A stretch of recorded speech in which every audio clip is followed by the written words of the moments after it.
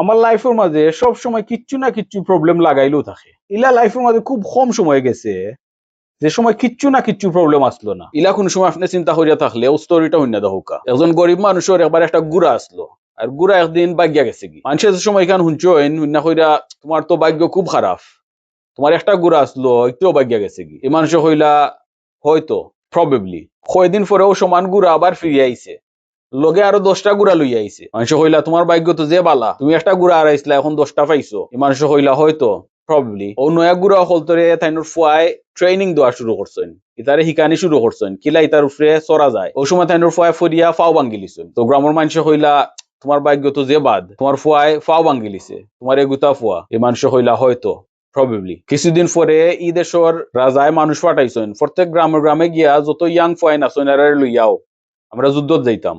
যে সময় রাজার মানুষই বাড়িতে আইসেন ইয়া দেখছেন ফুয়ার ফাও ভাঙ্গা, কইছেন তুমি তো যুদ্ধ যাইতে পারতে না, তোমার ফাও ভাঙ্গা। মানুষের সময় কান দেখছেন কইছেন তোমার ভাগ্য তো যে বালা, তোমার ফুয়ার ফাও ভাঙ্গায় তাইনোর যুদ্ধত যাওয়া লাগেন না। তাই কইলা হয়তো প্রবাবলি আমরা লাইফের মাঝে যে সময় বহুত জিনিস হয় আমরা চিন্তা করি যে জিনিসটা হইছে আমরা লগে এটা তো খুব বাদ জিনিস হইছে, বা ইন রিয়ালিটি আমরা জানি না আমরা লাগি বালা কিতা বাদ কিতা।